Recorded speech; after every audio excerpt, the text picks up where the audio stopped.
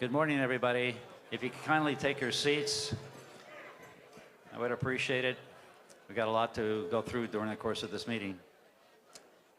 And while I'm asking you to sit down, I'm going to ask you to stand up in a second as the Palm Beach County Honor Guard presents our colors. Captain Steen, you've got the audience.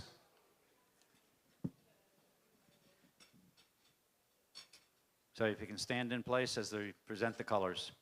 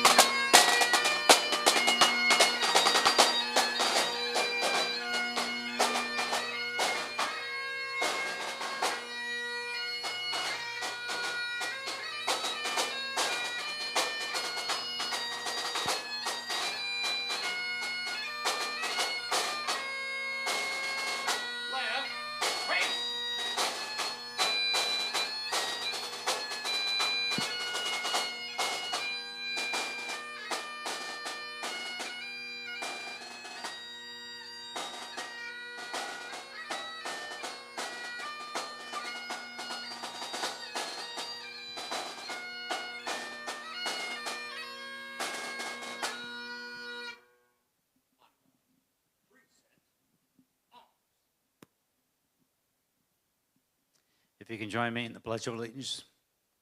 I pledge allegiance to the flag of the United States of America and to the republic for which it stands, one nation, and for justice for all.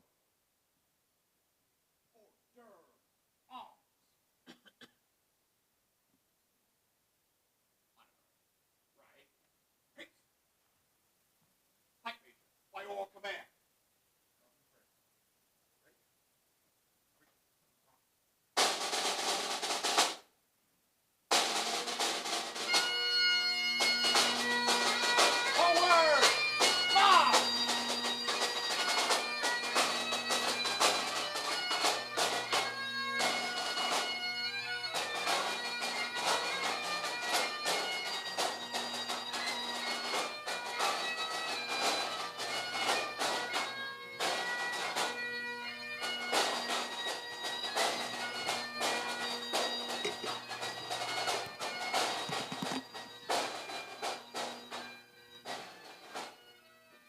Okay, you may be seated. Thank you very much. And welcome to our meeting, the NCNC 17th annual meeting that we held here at Mirasol. I'd like to acknowledge Matt Lambert, the general manager here at Mirasol, but your staff did a great job under leadership of Robin May. Where is Robin? Just give him a nice big thank you.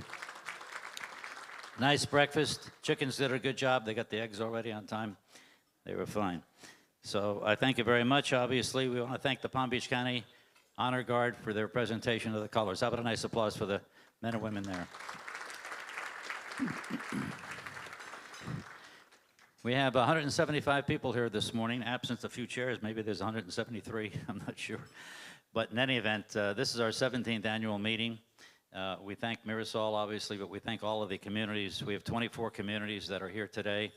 and their leadership, board presidents, board members, and residents, obviously, within the community. And that is very, very appreciative. We've got Palm Beach Gardens Medical Center as our chief sponsor here today at this meeting. They've done so for the last several years, and we really appreciate their support, along with FPL.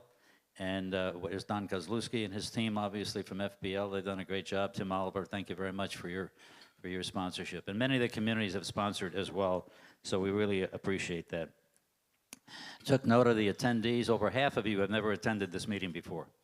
So what I need to do is level set with you a little bit as to who we are, what we do, how we do it, and why we do it. And in the audience, there are a number of elected officials. And let me just see if I can get this going here. And we thank the elected officials. We know that their time is precious. It's not always given easily, but we've got the Palm Beach County commissioners, we got Palm Beach Gardens City Council members, we got West Palm Beach commissioners as well too, so we thank you, and many of their staff members are here. So you've got the leadership of the county and Palm Beach Gardens and West Palm Beach that's sitting right in front of you, so we appreciate that very, very much, your time today. I want to acknowledge one individual that I just learned of what's going to happen here shortly, but after the last 10 years, he's decided to kind of go enjoy his family and perhaps take a little time off, but Chief Pape from Palm Beach Gardens is retiring here at the end of the month. How about it?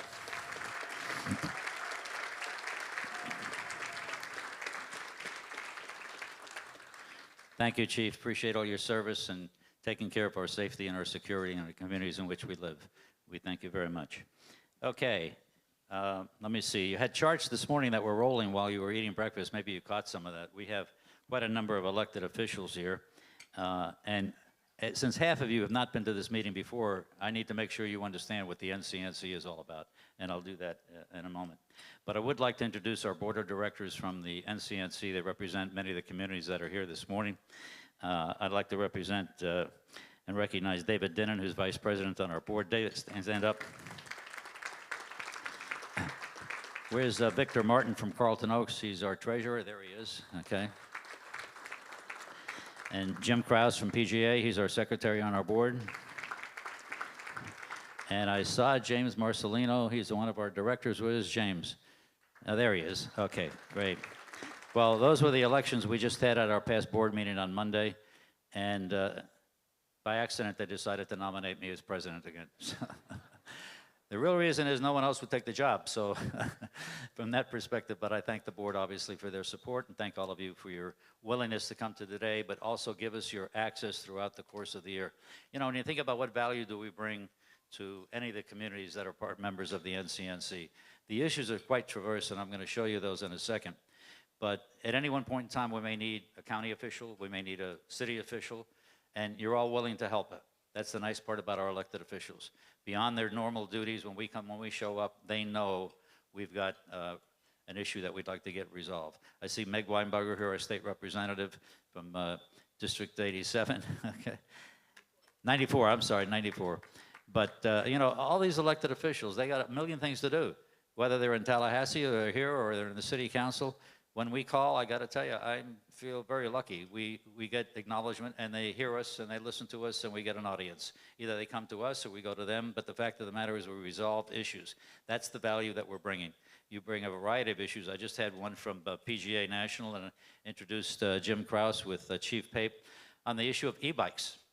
I think all the communities are wrestling with our God-blessed young people who are looking to ride their bikes, but they ride them quite fast and without any heed towards the traffic regulations that are out there, and they go on sidewalks and they cause you to kind of, you know, step aside for quite a bit, and then you see they're 12 or 13 or 14 years old, and needless to say, they don't have driver's licenses. So thanks, Chief, for offering your help from Palm Beach Gardens to help PGA obviously wrestle this issue down to the ground, and we'll share you, all of you, the outcome of that resolution.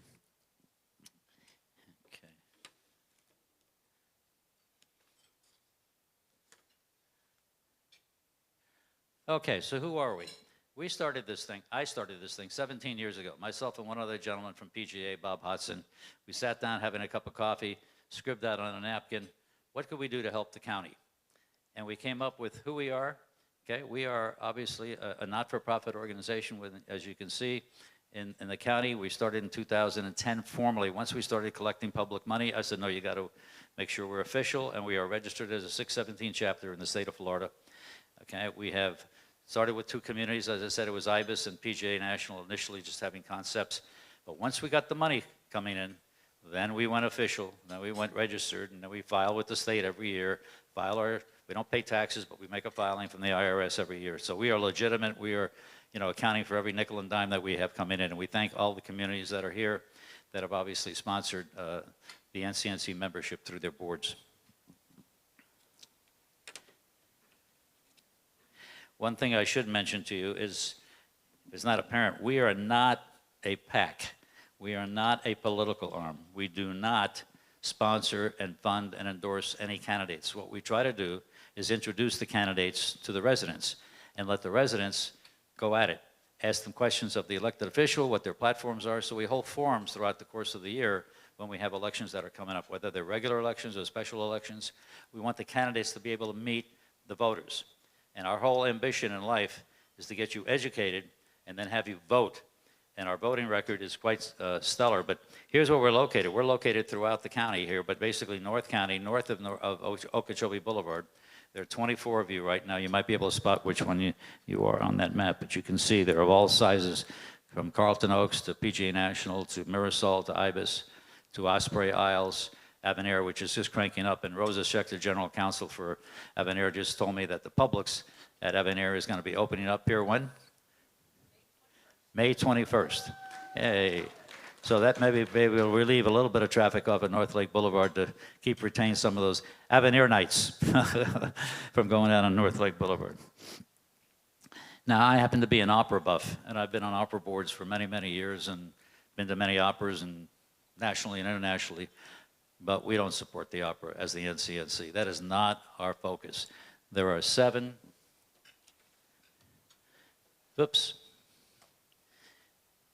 platforms that we stay close to: our safety, our security, economic development, the affordability, the character of the area, okay, education, and the governance with regards to the election process going on within the various jurisdictions.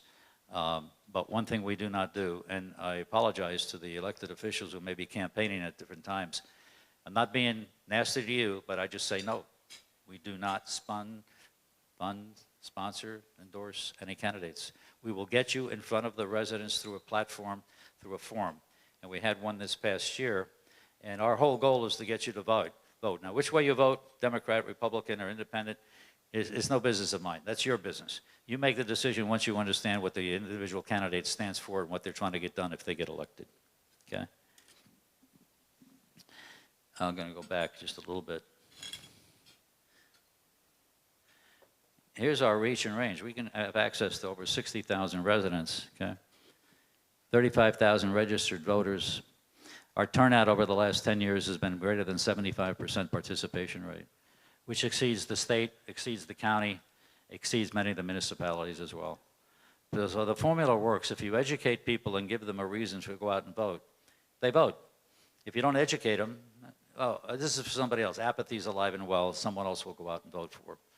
But that's not my belief. I think I basically come from on our board as well, that we want you to be educated, knowledgeable, understand not only the individuals that are running for candidates, and oftentimes there are amendments on the ballots which no one's explained.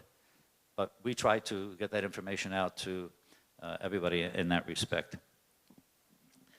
So our strategy, okay, from a visionary point of view, we're trying to do what we can to make it better for you to live here, improve your quality of life. We want Palm Beach County to be the best county in America, not just in the state. We want to make sure you got every avenue you possibly can to enjoy your life here, your safety, your security, the environment, obviously. Take advantage of some of the things that are happening from a parks point of view and what you can do. Bring your grandkids. Many of us have grandkids, and I've taken them over to Grassy Waters, and they've enjoyed the learning part of what it is and seeing the various animals that are out there. So our whole strategy is to educate you. And I believe strongly in education. If you're educated and you're knowledgeable, you're going to be able to distinguish between a candidate you like and a candidate you don't like, an amendment you like and an amendment you don't understand. And we can help you with that process throughout the course of the way. And we've averaged greater than 75% over the last 10 years of participation rate. In the November election, I know that's a general election, so there's going to be more turnout. We had 42,000 registered voters then. We have a little less right now. We had 90% turnout. 90%, over 38,000 people voted from this coalition, okay, without direction on who to vote for, but rather go vote. That was it. So I'll give yourselves a hand on that. I mean, that is really civic responsibility stepping up.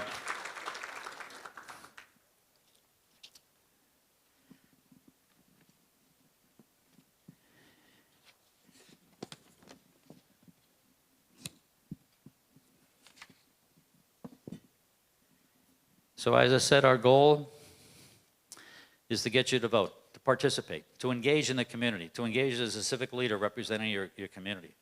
And we don't go to any of the communities and tell the boards what to do. We look for the boards to tell us what they want. We don't make the decisions for the board.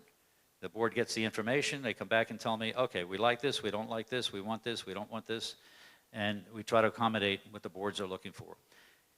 And the leverage you get out of, well, 60,000 residents that we represent to some degree, not in a voting point of view, but at least to hear their concerns, understand what they're trying to resolve. This e-bike, thank Jim for bringing up the e-bike issue. Connected him with Chief Pape and the chief in Palm Beach Gardens, and Jim will work together, and we'll figure out how we bring the answer to PGA and all the rest of the communities within the NCNC. So we also serve as a bridge between government and the residents. And I really sincerely thank from the bottom of my heart all the elected officials. You give us access, you give us your time, you give us information that not violating any laws, no sunshine issues or something of that nature. We do definitely get access to you, and we learn ourselves along the way how to resolve particular issues that might exist, and I'll show you some of those in a minute. So we serve as community advocates, not that you can't go yourself to, but we make a living out of trying to establish relationships with these people. It's much more creditable. You develop trust with these people. I don't go running to one of the elected officials' offices and then the next stop is I go to the Post and wind up with the press. No, I don't do that. If the elected official wants to speak to the press, go. We don't stop you. That's your call. But I'm not going to do it. I'm not going to usurp you from that privilege and that responsibility if you wish to exercise it. And therefore, what you get is information that is directly from the source. It isn't, you know, the rumor mill in all these communities is alive and well, okay? But we do get information from the individuals directly, from the elected officials or their staff. I know David Ricks is not here, but Joanne Keller, where's Joanne Keller? She's traffic response. Oh, there she is in the back. Okay, thank you. I mean, David can't be, but we have relationships with these people from the viewpoint that they listen to what our concerns are, not just short-term, but long-term, and it seems to work because we've solved more problems than we have created.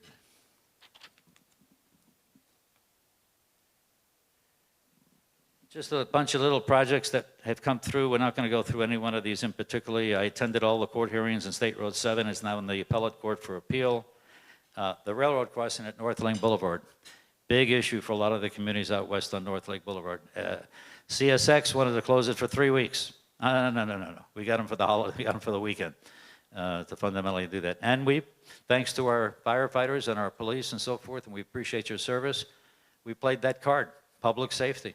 You can't shut that main artery down for 3 weeks.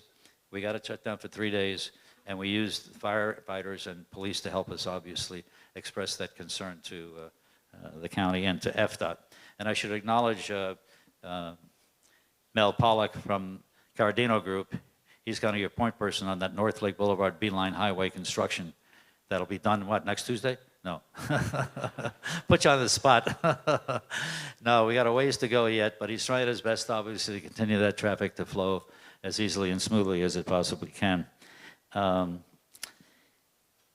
Something that came up, and I thank David Dinnan for this, he put us in touch with the police at Palm Beach Gardens. They came out and gave to certain communities an overview of what's going on with internet fraud and all this scam stuff. You know, when you get an internet, sometimes you don't know, oh, your contract is about to expire and all your data is going to be released and erased if you don't answer in the next 25 minutes.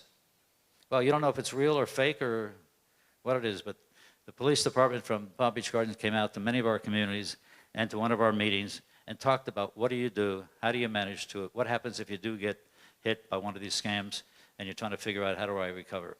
They did a wonderful job. Thanks, Chief Pate. And while I'm on Chief Pate, I'd like him to stand up over there. You're sitting down. I can see you.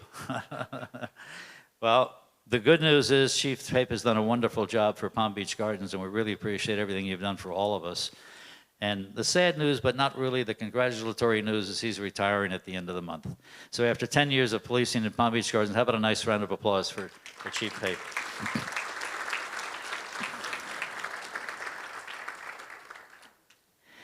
And then we had the famous Solid Waste Authority issue that came up. They wanted to add another incinerator, which by and large they will do, but we had several meetings that came upon it in an ad hoc kind of way. I was talking to them on a Friday, we had a meeting on a Monday.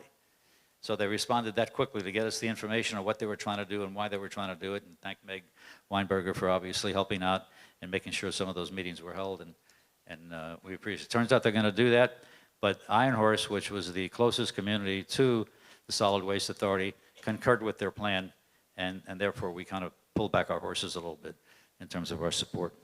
So all of these committee issues, they don't take one phone call to resolve. North Lake Boulevard was supposed to be straightened out to 8 lanes, 4 lanes in each direction. It took me 2.5 months. I got to visit every commissioner in the county, all the staff members. You don't make one phone call and get their issue resolved. You've got to sit down and talk to them, explain our position, but explain and have them understand their position so we can have a collaboration on how to make this thing work the best way it possibly can. I want to acknowledge, I see Ms. Carpenter, the environmentalist in the room. Stand up, Ms. Carpenter. This woman has got a history of producing videos, producing productions, and she is a strong environmentalist in Palm Beach County. We appreciate what you do. Okay. Did it come up? Oh, I see what happened. No. Okay, here we go. Last chart for me. Okay, the agenda. Not to apologize, but things like this will happen. Yesterday I got late notices of 2 of our speakers canceling. So, I was scrambling trying to find, backup speakers in that respect.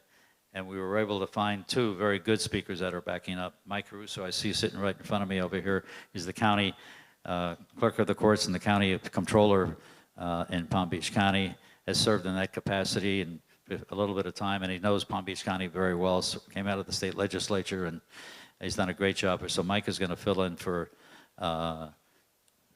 Joe.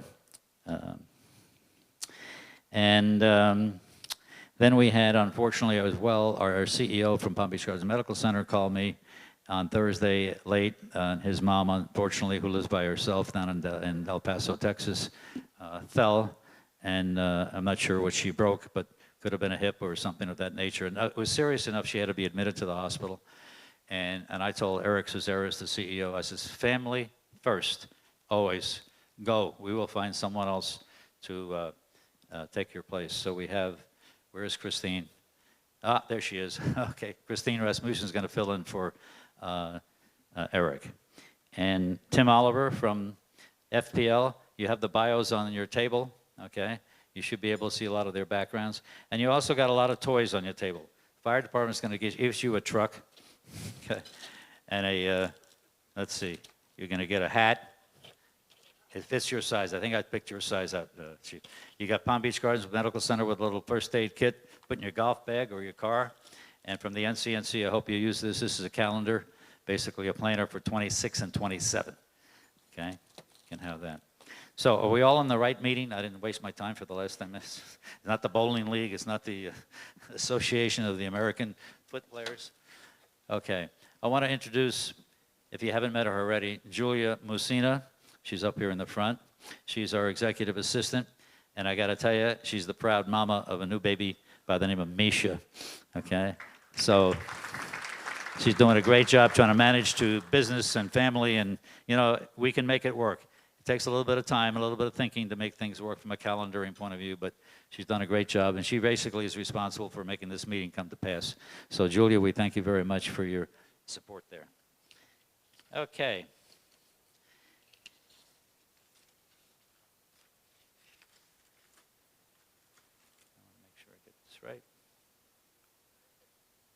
We're good. Okay, great. All righty. So our first speaker is our title sponsor. They have been sponsoring for the last several years, and we really appreciate their support. And each and every year, if I think back about who they brought doctors of different disciplines.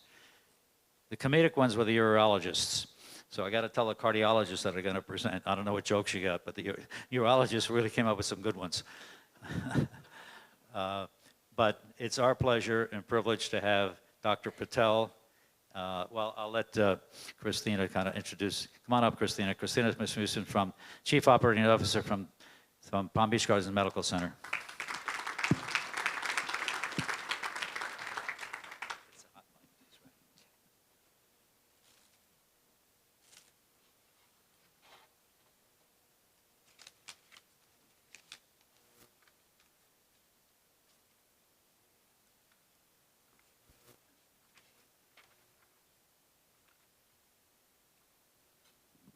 Thank you, Sal.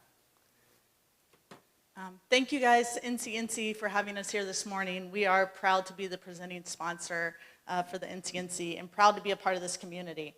You know, Palm Beach Gardens Medical Center opened its doors off of Burns Road in 1968, so we have quite a history here in the community. We did the first open heart surgery in the county in 1983. And I bring that up because we continue to be at the forefront of cardiac care across the community. But instead of hearing more about that from me, as Sal mentioned, we brought two of our cardiothoracic surgeons this morning who volunteered their time to come present today, Dr. Patel and Dr. Levack. So we're going to start with Dr. Patel coming on up. Dr. Patel is a graduate of Johns Hopkins Medical School, a board-certified surgeon, and the ECMO of our medical director program across the medical director of our ECMO program across the county for the Palm Beach Health Network. So Dr. Patel, come on up, I'll hand it off to you.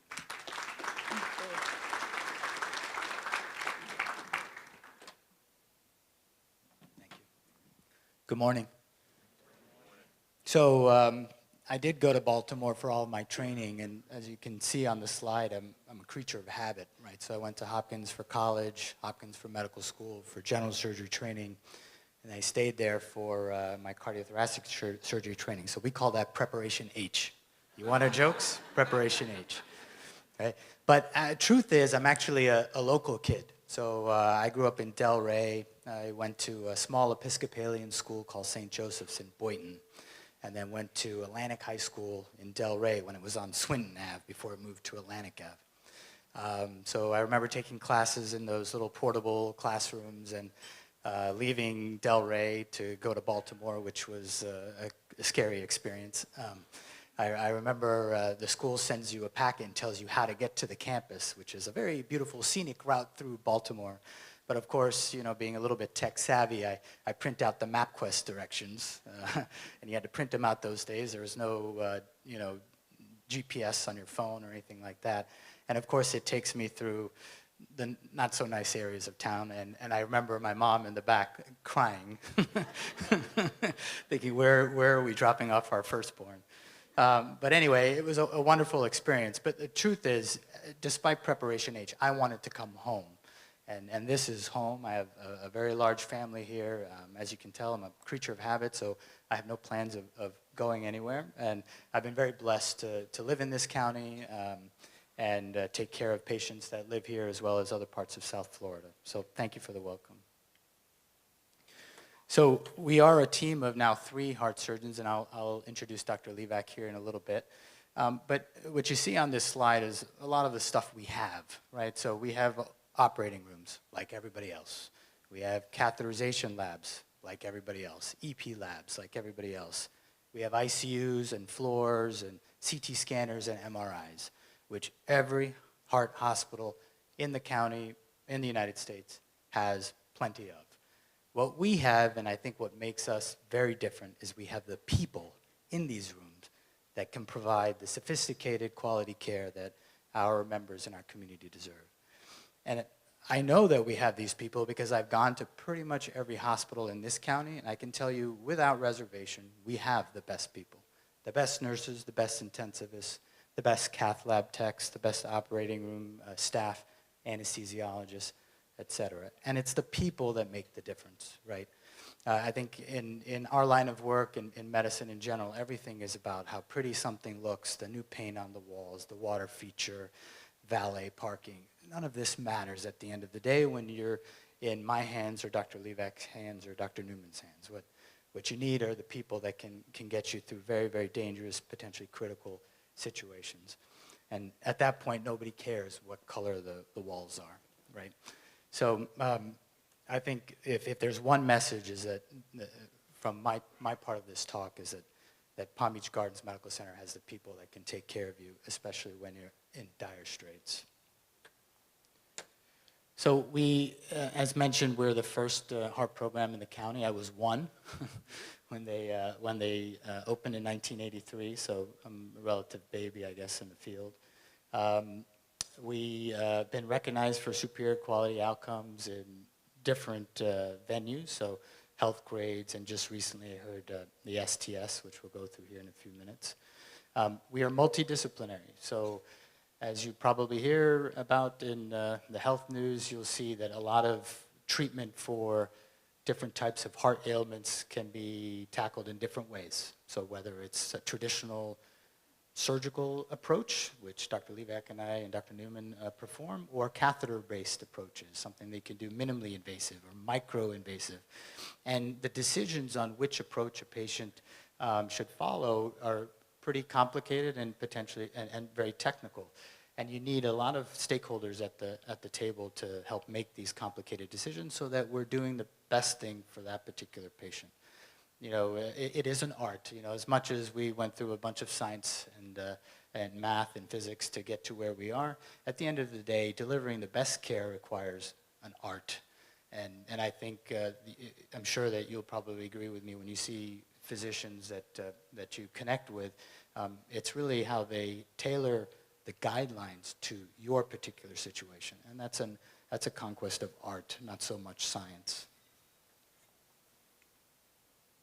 So here's some of the awards that we've won. You know, I'm not one to really care about this stuff, but it's good for the hospital. It's good for our community to know about.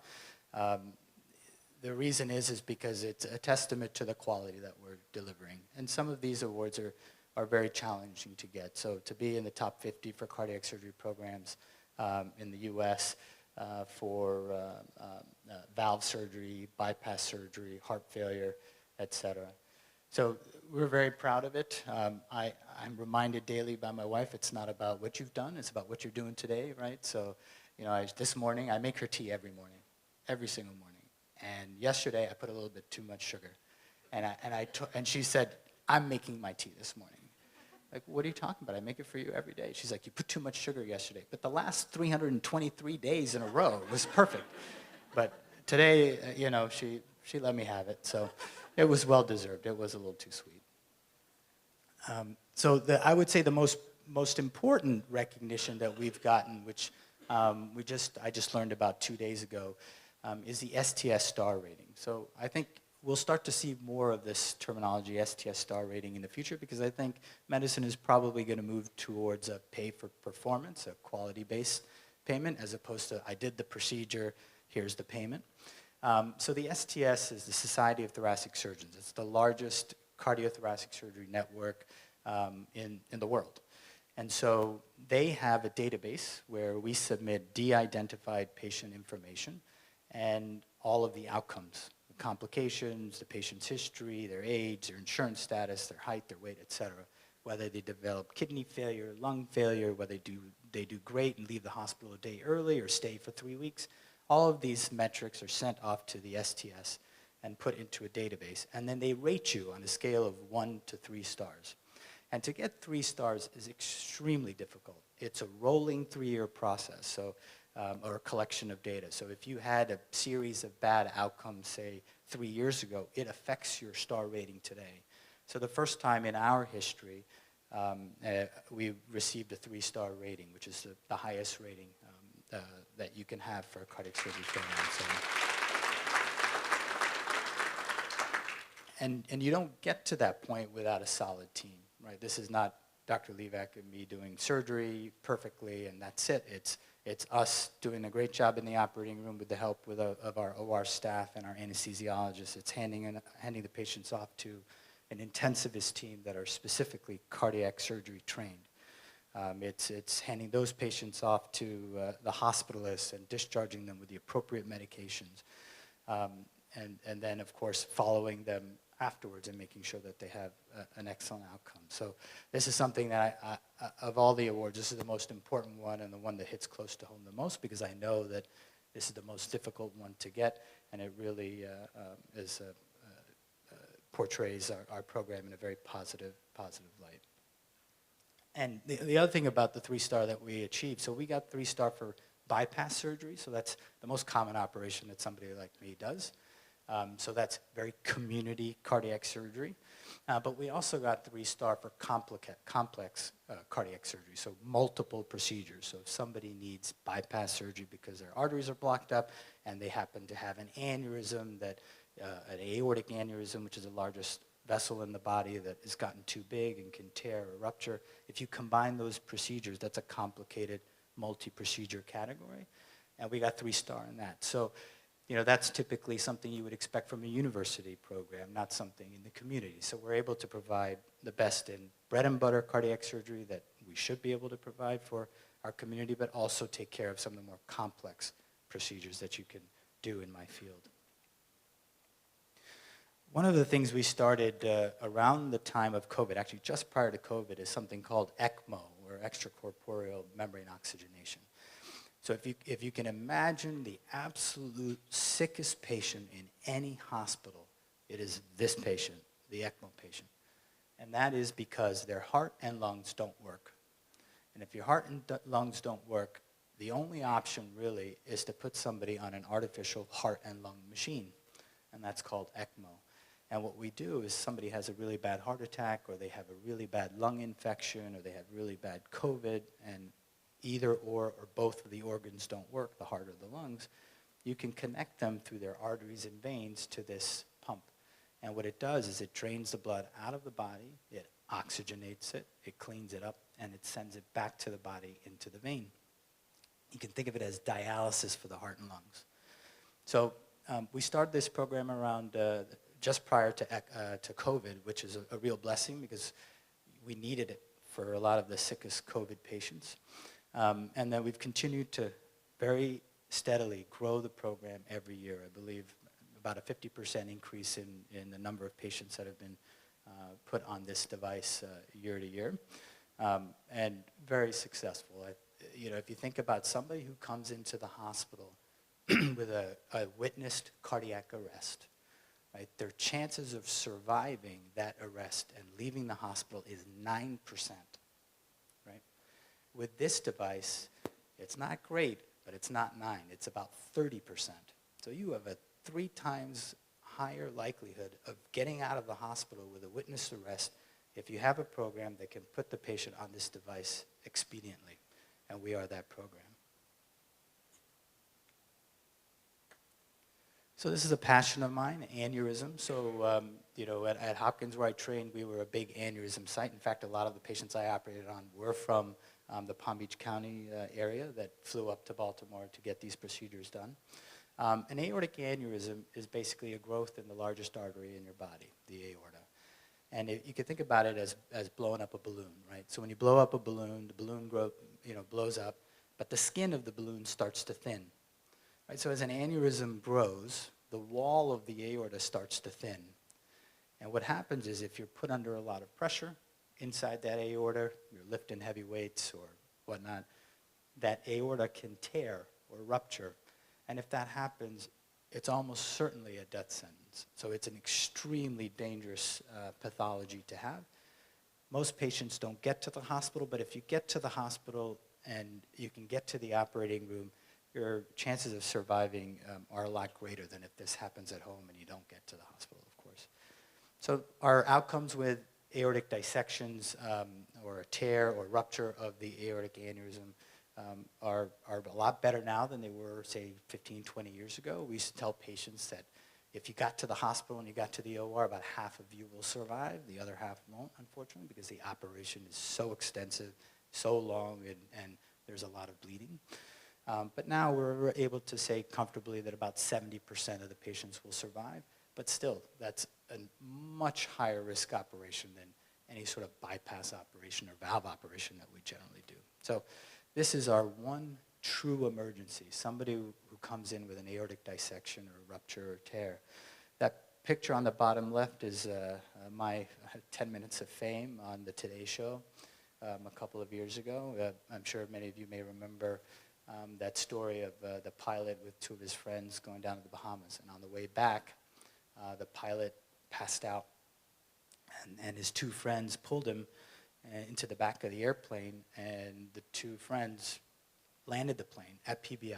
And the guy who landed it, amazing guy, I mean, that's the real miracle of the story. No flying history at all. No flying history at all. He landed the plane safely at PBI. They thought that the patient, Ken, the pilot, had a stroke because he was having stroke-like symptoms. They took him to St. Mary's and quickly transferred him to us when they realized that he had a dissection. And thankfully, he survived. And about a year and a half later or so, he had survived the operation, recovered well, gone through a battery of testing for the FAA, and then finally got his pilot's license back. So I was able to go fly on the plane. Sal, 5 minutes, thanks. You got it. So anyway, I was able to get on the plane with him and go for a flight around the county, and then they invited us up for my 10 minutes on the Today Show, which was pretty cool. And then the other thing we've brought is minimally invasive cardiac surgery. So this is replacing valves, repairing valves. Instead of cutting the chest bone, we go through the side between the ribs, which affords the same operation in terms of quality of the outcome, but with much less morbidity and a much easier recovery period. So I have the distinct pleasure of introducing my newest partner, Dr. Levack. She just joined us a few months ago. We wanted to get somebody with some pedigree, and unfortunately, we got Dartmouth, Emory, Mass Gen, what's that? Cleveland Clinic, sounds like a spa, and the University of Pennsylvania. It sounds like a foreign medical graduate to me. So, but she's wonderful. She provides a lot of and brings a lot of talent to our group. So excited to introduce her, and she's going to talk a little bit more about transcatheter surgery.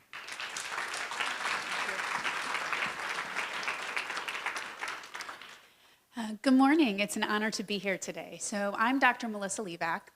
My disclosure is I grew up in New England, and I moved all around for my training to optimize my career. Coming out of training approximately 10 years ago, I went to Vanderbilt and took a faculty position there where I became very interested in aneurysms and structural heart, transcatheter aortic valve replacement. And I became the director of aortic surgery, and as a result of that, I started to get involved in the structural heart space and was on a number of the trials putting new valves in. So when valves came off the shelf that they wanted to test, I was involved in all those new trials to see if they were appropriate for patients and really developed a niche in this field. So after that, I decided to move into private practice and ended up as a transplant down here. And it's an honor to be part of the Palm Beach Health Network. So today we're going to talk about transcatheter aortic valve replacement. So this procedure has been performed since 2002, and it was initially designed for patients that were too high risk to undergo open heart surgery. Since that time, the technology has evolved, and now we do approximately 100,000 TAVR procedures per year. Palm Beach Gardens has performed TAVR since 2012 and has done over 1,000 procedures at the hospital. And so what is a transcatheter aortic valve? Basically, it's a valve that we come oftentimes in through the groin and are able to give you a whole new system to avoid open heart surgery. The patients go home the next day and their recovery is approximately, they're ready to get back to their life in a week. And this is totally a different technology change from undergoing open heart surgery and being in the hospital for about 7 days and then having a long recovery after that.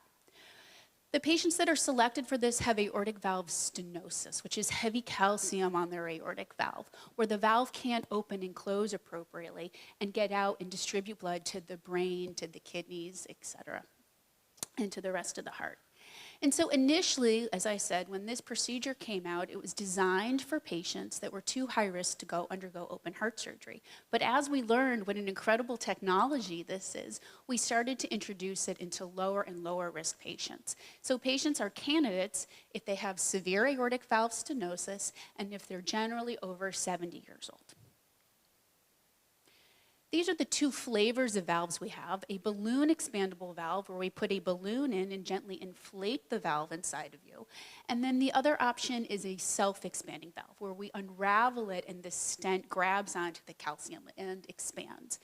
And so the way we decide which valve is appropriate for you is we meet as a heart team. So your interventional cardiologist, your cardiac surgeon, the cardiac anesthesiologist all decide and look at your anatomy, if you're an appropriate candidate, and what is the appropriate valve for you. So this is an example of a patient that's 83 years old and had a previous open heart surgery, had 2 valves altered before, and then developed severe aortic valve stenosis. He was having multiple admissions for congestive heart failure, shortness of breath, and was considered high risk because he already had his chest opened once. So we were able to go in through the groin and expand this valve, as you can see, and give him a brand new aortic valve. The procedure lasted 30 minutes. He had 1 poke hole in the groin, and then he went home the next day. And so this has just revolutionized the way we actually take care of this patient population. So that's just a little summary of what we do at Palm Beach Gardens, what transcatheter aortic valve is. And now to help celebrate our patients, I'd like to turn it over to a patient testimonial of the excellent work we do in this community hospital.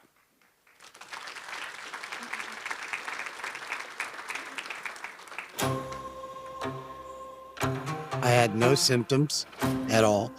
Without treatment, coronary artery disease could be lethal. I got a call saying you need to go see a cardiologist now. My calcification was so bad that I seriously would be dead right now had I not gone for this. My name is Bob Goldfarb. I've been a local resident of Palm Beach Gardens for 20 years. I am the owner of Bob Goldfarb Custom Clothing. We do custom clothing for men in Palm Beach County. I went to get a heart screening. They said they would get back to us in 3 or 4 days with our results. 2 hours later, I got a call saying you need to go see a cardiologist now.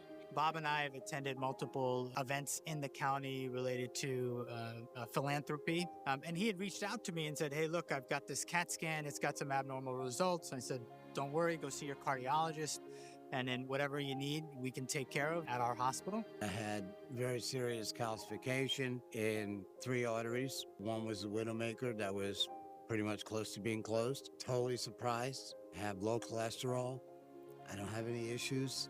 And then all of a sudden, that's what came up. The results of that test showed that he had significant coronary artery disease. CT scan showed a markedly elevated calcium score. We felt that the best option for him for a long-term good outcome was bypass surgery. When I talk to patients, I describe it as a detour on a highway. There's an accident, you pop off the highway, you take the detour, then you hop back on beyond the accident. He basically said, Bob, I got you. Made me feel really comfortable about the procedure. I had no worries. I mean, honestly, when they were wheeling me in on the gurney, it was like, I'm going to a party. His operation was roughly around 2.5 to 3 hours in length. When Dr. Patel came out, he went out to see Donna and said, I just want you to hold me fine. But one of the worst hearts I've ever seen. Bob took about 6 days to get out of the hospital, and I had a very smooth recovery after that, thankfully. It was really top level service. Palm Beach Garden Medical Center's cardiac unit was like amazing. I didn't want for anything. I went to the Palm Beach Gardens Medical Center's rehab facility, which is just down the street, and got myself in back to shape. Actually, I'm in better shape now than I was before I went in. You want to go to a site that does procedures like Bob's every day, 6-7 days a week. We do more of this than pretty much anybody in the county, and we do it every day, and that's what allows us to have excellent success and excellent outcomes. I had as good an experience as one can have after having triple bypass surgery. I would highly recommend Palm Beach Gardens Medical Center for the care, and I would especially recommend Dr. Patel to have your surgery done if you need it. Bob is a super talented guy. I feel very blessed that he trusted me and our team here at Gardens to take care of him, because he's a patient that can pretty much go wherever he wants for his care. He knows everybody. So the fact that he chose us meant a lot.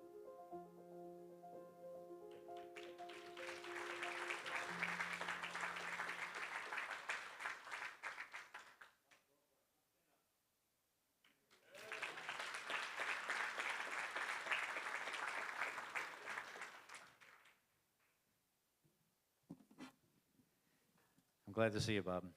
So now I'm going to let the cat out of the bag. I had triple bypass in July of 2018 at Palm Beach Gardens Medical Center. So I was the testimonial event, and Bob is now.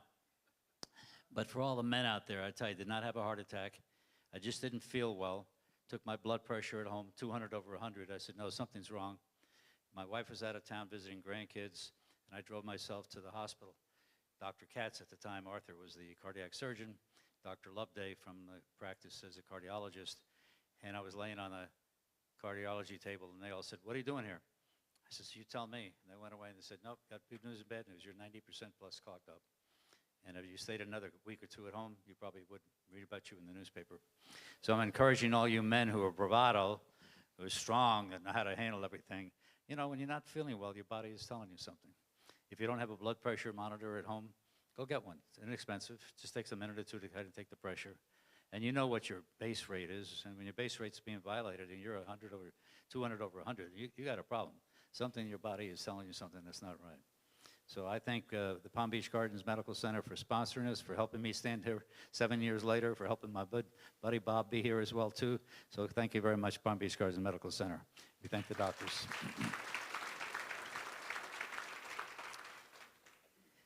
Okay. Over the next few minutes, we're going to have somebody speak to us that's also was kind enough late yesterday to change his calendar to be here today to present to you what the state of the county happens to be. Mike Caruso is not a stranger to Palm Beach County. He was a state representative at one point in time, appointed by the governor to be the comptroller of the county. And with that, I'd like to make sure Mike come on up and address our team out here.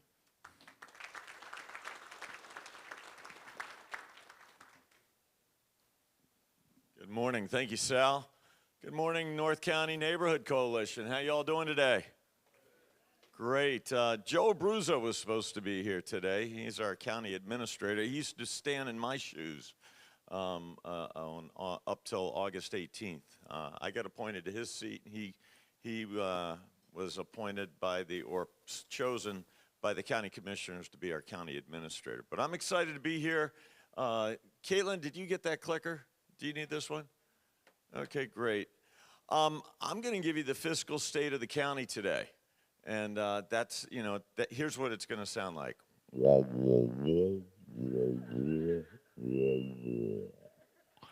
I'm going to try not to make it sound like that, okay? But I'm going to go over some things. I can tell you that if you're going to have a heart attack, now's the time to do it right here, okay? I mean, oh my gosh, with Dr. Patel, Dr. Levack, and the Palm Beach Gardens Medical Center, I think we are in the right place to get that done right now. So, yeah, I feel in good hands. So, thank you for all the great work you guys do, and at the medical center, yeah. So, I am Mike Caruso, your clerk of Clerk of Court and Comptroller of Palm Beach County. I got appointed back in August of 2025. What does a Palm Beach County Clerk do? Well, we support the 15th Judicial Circuit Courts and County Courts here in Palm Beach County. That's the clerk side. And, you know, I'm the record keeper. I'm responsible for every document filed since 1909 when the county incorporated, got their charter. And, you know, that's a lot of documents. Right now, it's about 5 million documents every single year. Every single year, 5 million documents. Back in 1909, the clerk of court then got chosen because he had the best handwriting in the county, okay, to keep those ledgers. We actually have those original books, ledgers, where he kept the records of the county commission. What else do I do? I'm the inspector general, the auditor general, the CFO of the county, the treasurer of the county. I'm the investor of the county's funds, that sort of thing. Got 1,000 constitutional duties as a clerk of court and comptroller. And I'm still learning them. And of course, each and every one of you will get a jury summons tomorrow. Okay? And it's just the way it works. I got the list out front. And that, you all think it's a random thing. No, we pick on you, okay? If you meet me on the street at a gas station or something like that, oh, you're the clerk of court, you're getting a jury summons the next day. I'm taking your license plate down, and it's just the way we roll here in the clerk's office. Dr. Patel, one real quick note. You got a tough wife. Wow, one too many teaspoons of sugar, and you're done. So. Another thing I want to do is I want to mention you all have in front of you a flyer from me. If I could grab one real quickly. It looks like this. Property fraud alert. This is a big problem in Palm Beach County. What they do, they don't want to steal the junk inside your house. They don't care about your TV, your VCR. Anybody got a VCR still? Ladies, they don't care about your jewelry and your fancy purses. Okay, they want to steal your home. And according to Alexia Cox, here's how bad it is. 2 years ago, we had 4 properties stolen in Palm Beach County. Out of 650,000 properties, that's not too bad, okay? But that's 1 year ago, we had 32 properties stolen. Last year, September 30, 2025, we had 184 properties stolen. We're 5 months into the year, 5 and change. We're 515 properties stolen in Palm Beach County. What the property fraud alert is, you go to mypalmbeachclerk.com/PFA, property fraud alert. Attach your email address to your property. You can attach your email address, up to 5 of them. Put your attorney, put your CPA, put your spouse, put your brainiac son who knows the internet and the computer real well, and that way, when somebody does steal your property, my office is going to send you an email immediately notifying you that there's been action on your deed.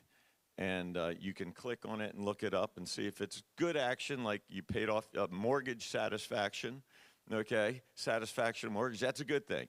But if you transferred your property for $10 another consideration to Fernando Hernandez in Venezuela, okay, it's probably fraud, okay?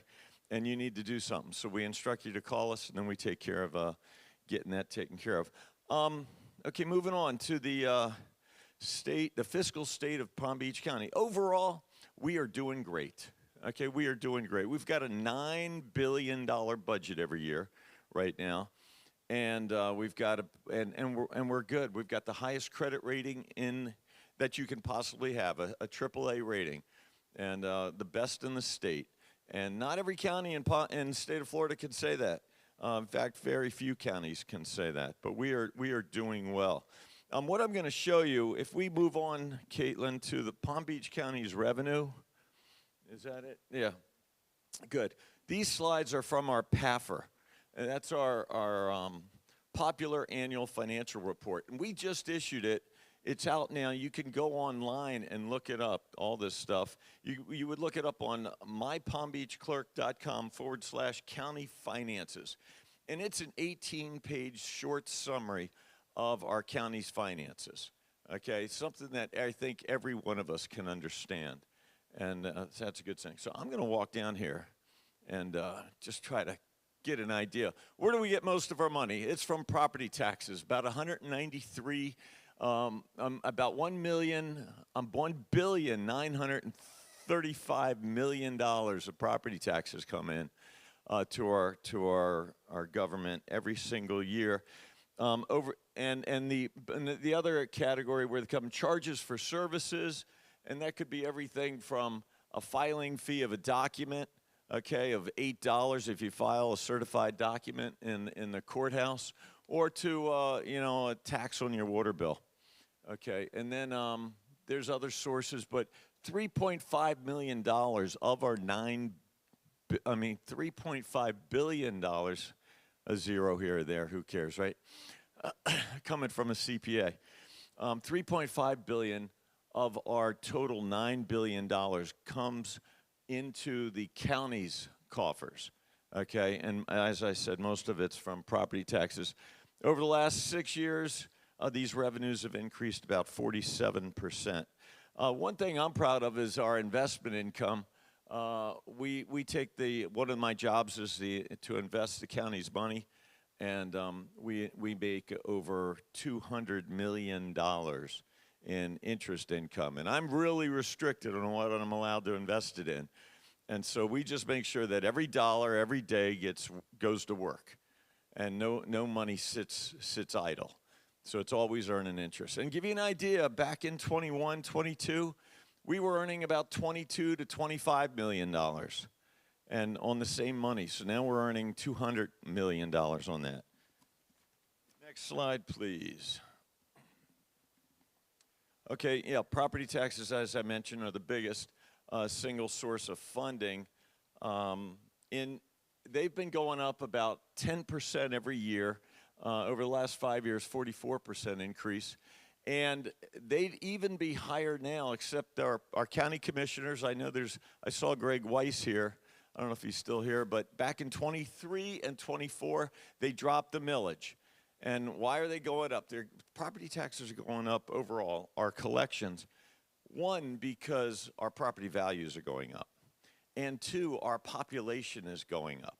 So you take those combined, and we got about a 10% annual increase. Let's move on to the next one. Now, where does your tax dollar go? Okay, and remember, now we're back onto the $9 billion side, okay? Where does it go? This is a typical home. Well, maybe it's a little light. $365,000 with $75,000 in exemptions. The county portion of the tax, $4,000. Half of it goes to for our children, okay? 53.5% to the Palm Beach County School Board. And that's about $2,000 of this $4,000 tax. And the millage rate, 6.3140, the millage rate, that's set by the Florida legislature. That's what Meg Weinberger votes on, okay? And we've been increasing the dollars. I remember when I came to the legislature, we were spending about $5,000 a year per student in our school system in the state. And now we've doubled that in the last 8 years to about $10,000 and probably pushing to 11. I don't know where the budget's going this year, but so that's what we got. Palm Beach County, we get just over a third of it, 35.6 million, percent, and that is part of that $3.5 billion. And then it's rounded out with the healthcare district and the water management districts, Florida Inland Navigation District, and the children's services. So that's where your tax dollar goes. Now, what's the elephant in the room? What's happening to property taxes? Okay, we don't know. I don't even know if Meg Weinberger knows. Okay, I don't know if the legislature knows itself. They've got, I know they're going to probably get called in for special session on this by the governor, and it's going to be pretty soon. I know that he wants to get rid of property taxes. I know that our county, our municipalities, our districts are all planning for a cutback, and of some sort, and you know the governor wants to get rid of property taxes. I don't think we're going to land there. We're probably going to land on property tax change light, a light version of it. My guess, if that my guess matters, is that we probably increase the homestead exemption for homestead properties, and we probably increase supportability. This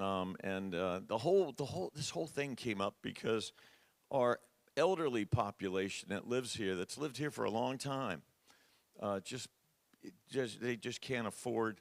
They're having problem affording living in the home that they lived for a decade or decades, and they're having to move out and nowhere to go, and they can't buy back in Palm Beach County. So they're being priced out of their home. When it comes to property taxes and assessments and insurance and all those good things, it's just becoming a question of affordability. So I think that's where we land. What does that mean for Palm Beach County? Probably anywhere like I'd say a 2 to 3% hit. We'll make it up somehow by taxing non-homestead properties a little more, like your businesses, or if you have a rental property, something like that. That's where we're going to make it up. But we will survive. We will survive. Okay, Palm Beach County's expenses. Where does the money go? Let's see. I'd say biggest part of it is capital projects. We've had some amazing capital projects, and you'll see that we've got this big increase. Okay, it's about, I think it's about 14, 15%. Overall, our budget's up 15%, and from last year to this year.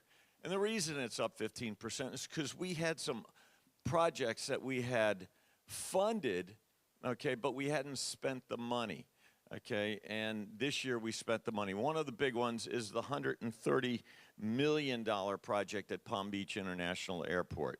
So that was a big one. We had set aside the money, but that didn't show up in our expenditures yet until this past year, 2025.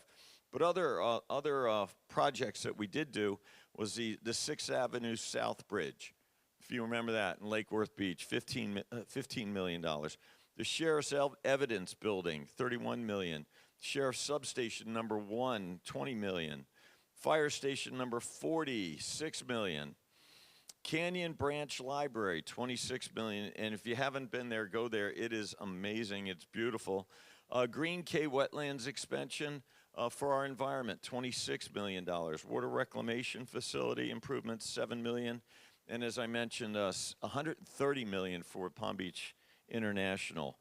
So that's what we've got. Now, one thing I want to point out, you know, we always talk about the big numbers that are up high. But let's look at the little number down here, this part, debt service funds. Okay, in the United States, that's probably this column, okay, here. But in Palm Beach County, we're very fiscally responsible. We have about $1 billion of debt, $935 billion as of September 30, 2025.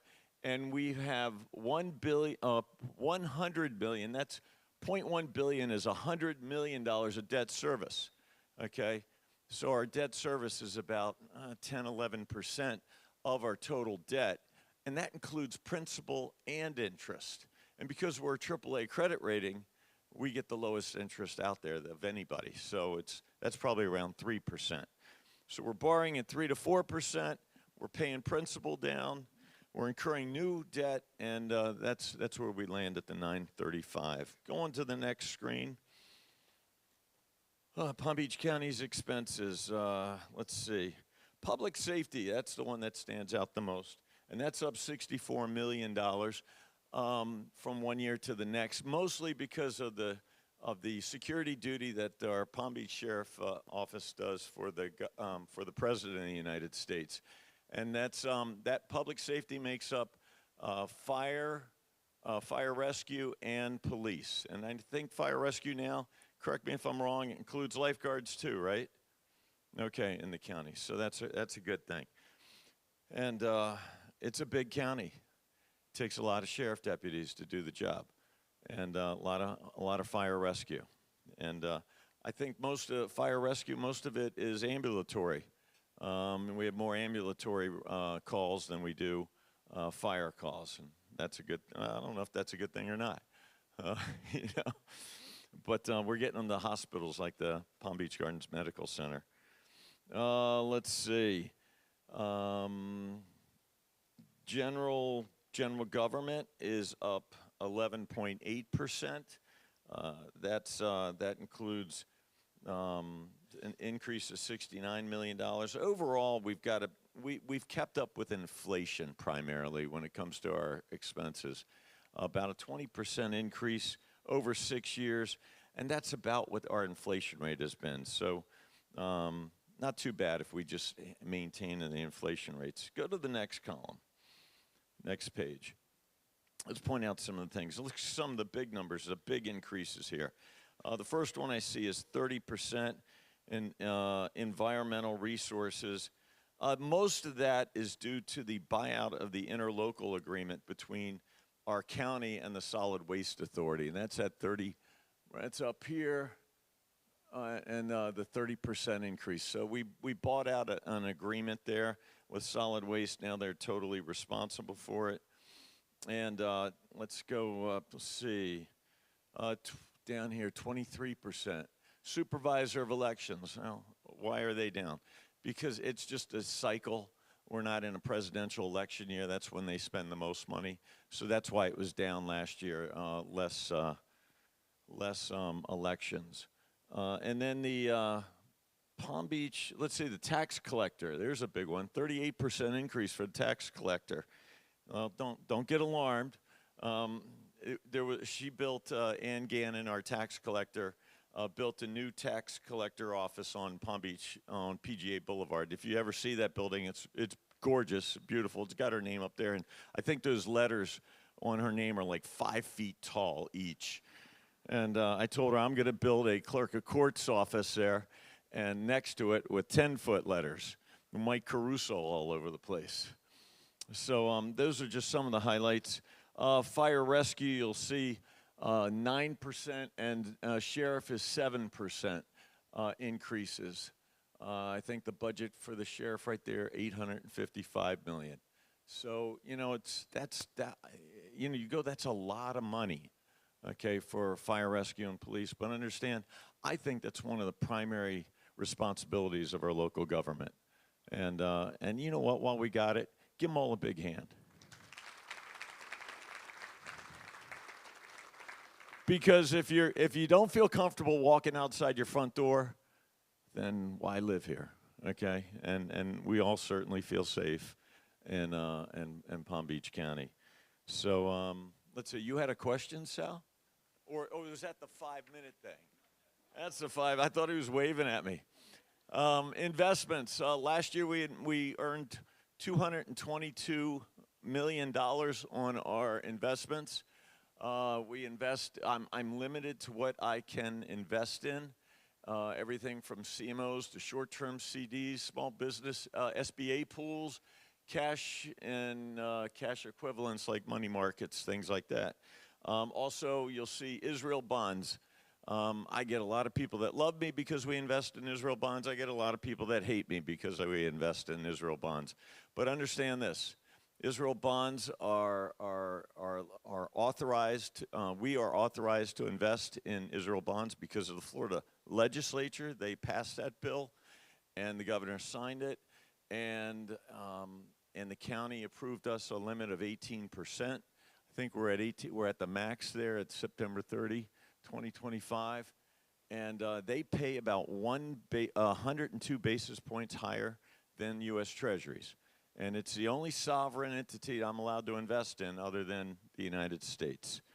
So we will earn over $37 million more over the next 2 to 3 years on our Israel bond investment than we will on treasuries or anything else I'm allowed to invest in. Next.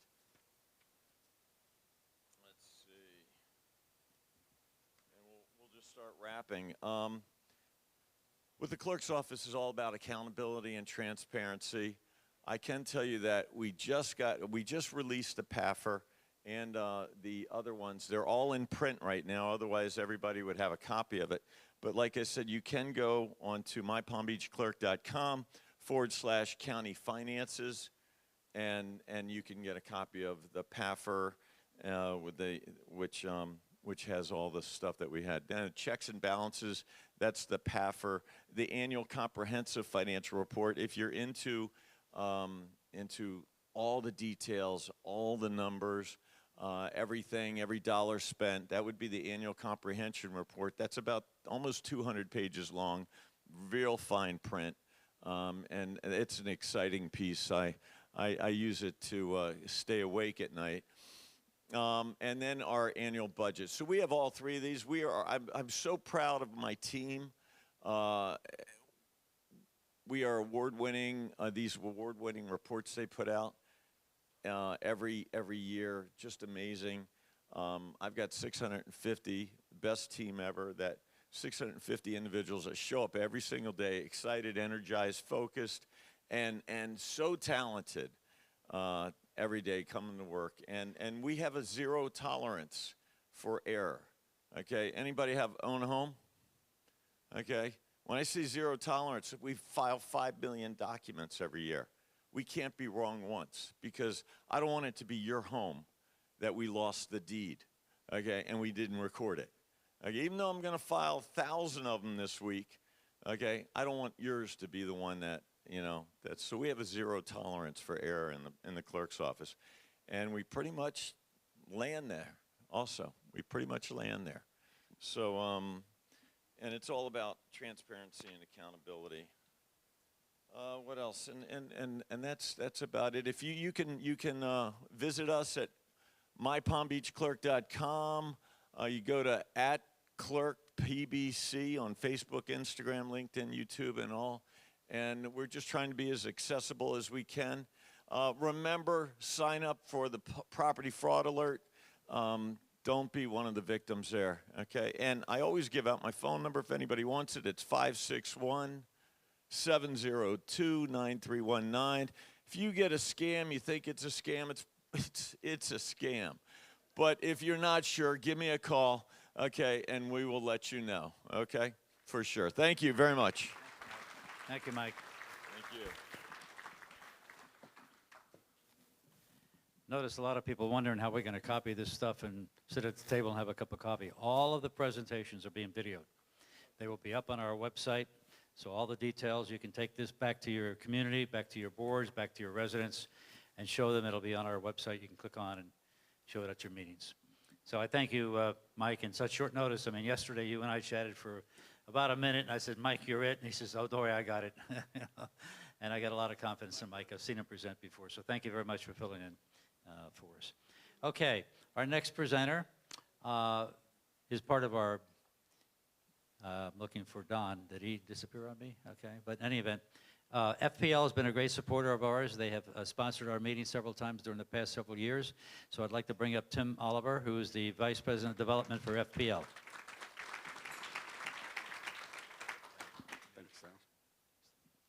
Good morning, everyone. My name is Tim Oliver, Vice President of Development for FPL, and it's truly an honor to be here. Don asked me to speak at these community events, and this one means a little bit more to me. As a 24-year resident of North County, I owe a lot of gratitude to organizations like the one Sal runs, the elected leaders in this room, the first responders, the medical providers. You truly make this part of the state a fantastic place to live. So thank you again, Sal. Can we get around for Sal? Do I have a clicker? Yes. So today I'm going to talk a little bit about the FPL value story. Just to remind you all, we are the local utility, but we're also the largest utility, not only in the state, but in the country. And we work every day to try to leverage that scale and drive efficiency and value for all the residents in this room. You can see our service territory. We're all along the East Coast, roughly the bottom third of the state, and we cover parts of 43 different counties. So our value story is really based on 3 tenets. Really, it's reliability. That's what everybody wants from their electric provider. Reliability from an increasingly diverse mix of resources, all with the goal of keeping our bills as low as possible. We realize that's our commitment to this community and to all of our communities across the state, is reliable service at the lowest possible costs. And how do we do this? The things we're working on, one of our biggest things is strengthening and modernizing our grid. We have invested significantly to storm harden our system. Nearly all of our transmission structures, which is the backbone of our grid, are now either steel or concrete. We continue to harden our major power lines and then underground all of our distribution system. Nearly 50% of our distribution lines, the lines that go into our communities, are now underground. This all leads to greater reliability for our communities. By investing in technology, we're able to identify outages before they occur, respond and bring power back quickly, and this becomes even more important as Florida continues to grow, right? Florida is now about the 15th largest economy in the world, right up there with Spain and Australia, and our GDP on a daily basis is $3.7 billion.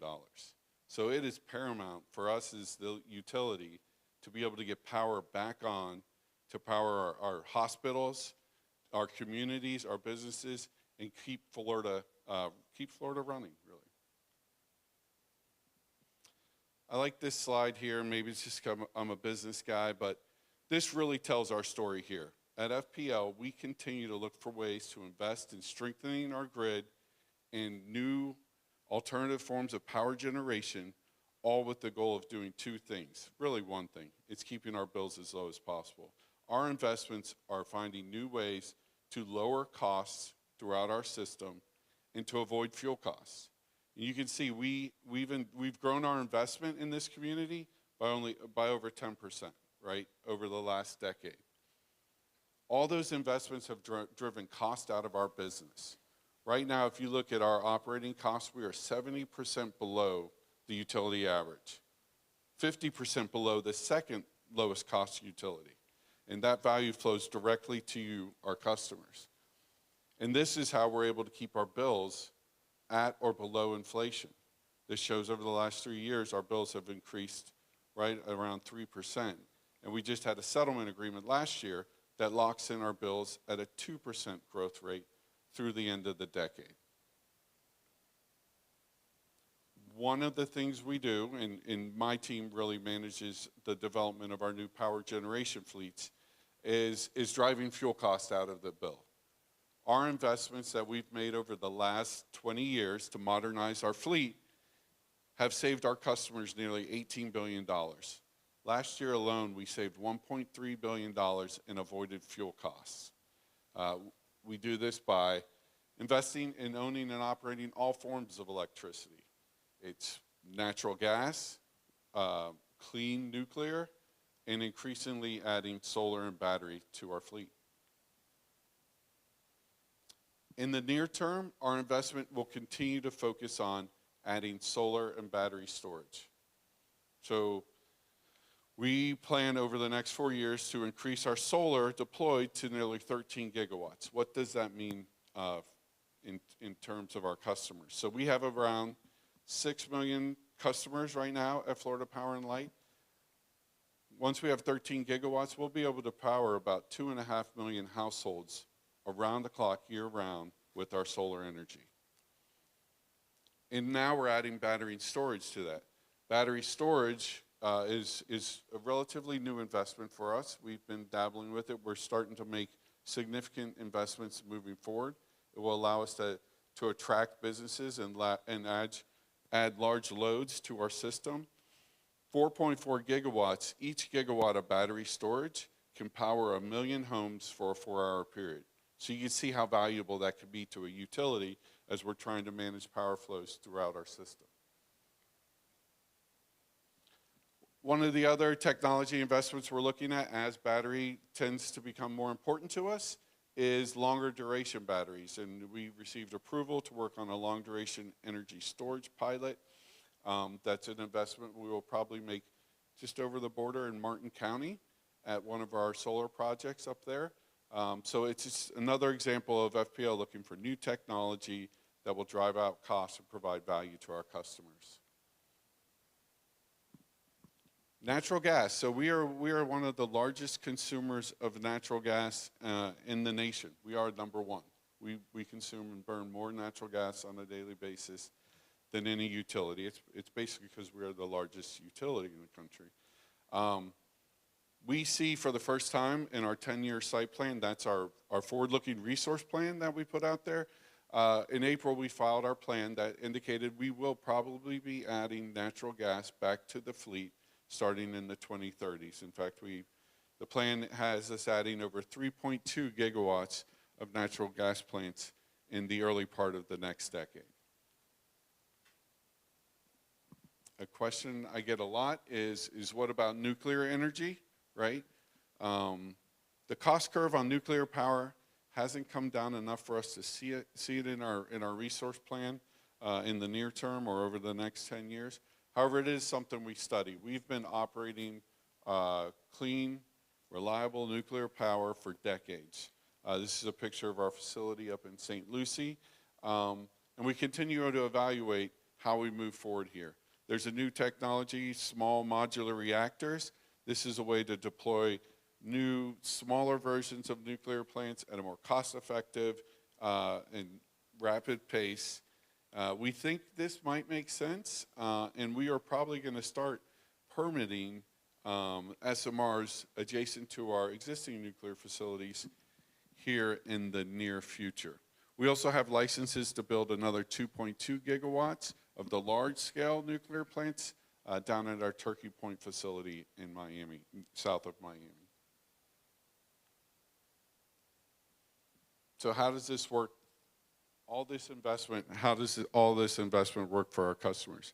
It allows us to deliver a bill that's consistently 30% below the national average, well below our fellow investor-owned utilities within the state. And again, we've also just locked in rates for the next 4 years that keeps this growing only at a 2% rate. So we're very proud of what we've been able to accomplish in the past. Along with low cost, I just want you to remember low cost and reliability are not mutually exclusive. We won the Service One Reliability Award for our utility last year for the 8th time in 11 years. So we continue to provide value to our customers at a highly reliable rate. And with that, Sal, that's all I got this morning.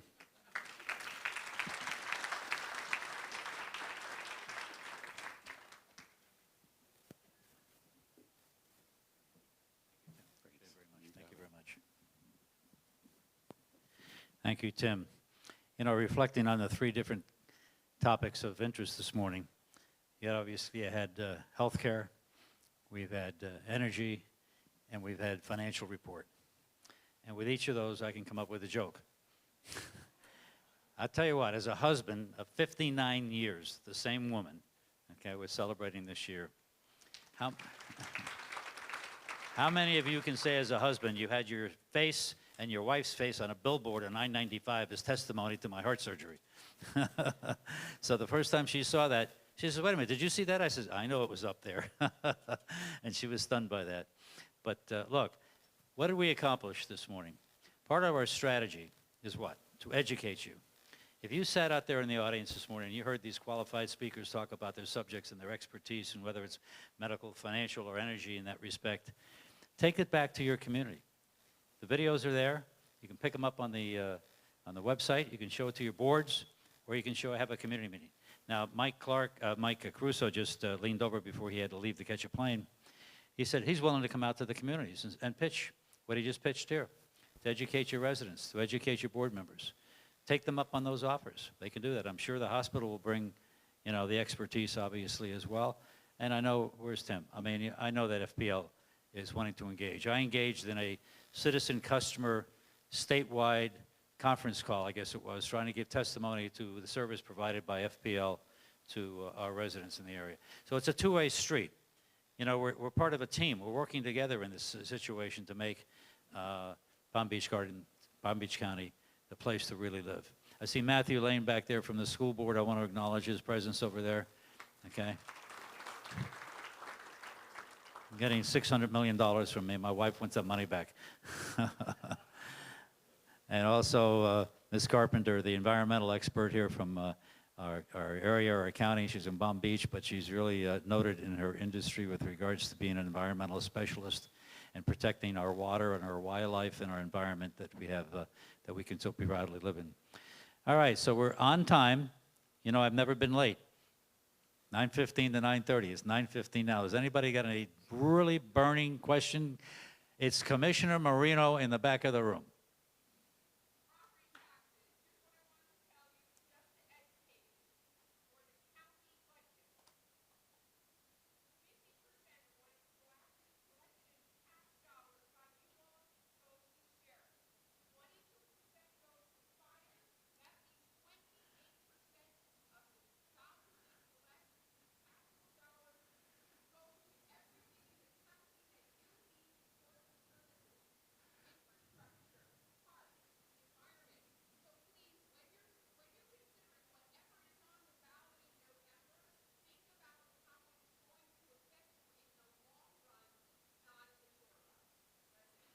Thank you, Commissioner. I did want to acknowledge Colonel Coleman, is it? Standing in for Rick Bradshaw this morning in the Palm Beach County Sheriff's Office. And I can't see who's left from the firefighters in the county. Where are you back up there? Who's leading the county firefighters? Okay, there you go. Stand up. And we got Palm Beach Gardens police, I think, unless they've departed for a little bit. But look, to all our first responders, take this sincerely. We really appreciate what you do for us. We know it's a 24/7. We know at any instant. I got my nephew here. He's a firefighter he's a captain down at Station 47 down at Boynton Beach. I want to acknowledge, hey, Tony, stand up. I've known this kid since before he was born. But we know you put your life on the edge every time you go out. As ex-military, I know what that means, and you know what that means. But we don't take it for granted. We sincerely appreciate, from an NCNC point of view, all that you do for us, even though you may not see us every day and you get a thank you every day. I'm delivering one for 365 days going forward. We thank you very much. So with that, we're just about done. I got a question in the back. Oh, is Alexia Cox, where are there? There she is. She's the Palm Beach County State Attorney's Office. There she goes. All right, once again, thank you to the Honor Guard for presenting our colors from Palm Beach County, the Pipe and Drum Corps. Captain Steen, stand up back there, get acknowledged. Okay, so that about does it. Everybody enjoy their breakfast. Now you can go home for lunch. The meeting is adjourned. Thank you very much.